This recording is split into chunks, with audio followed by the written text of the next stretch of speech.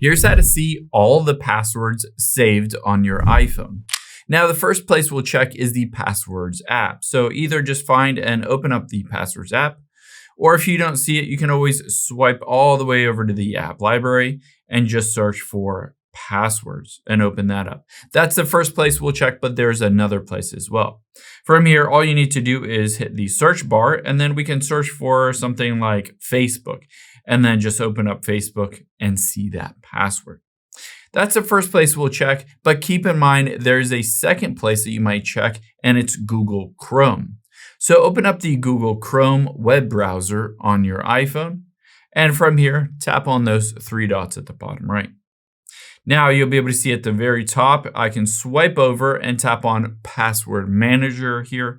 Tap on that, and you'll be able to see, similar to before, these are all the passwords stored on Google. I can, for instance, search for Facebook or Instagram or any app and be able to see that password as well. Now, keep in mind, if you do have a third-party password manager, you can always go to the app library and just search for password to see if a third-party password manager pops up.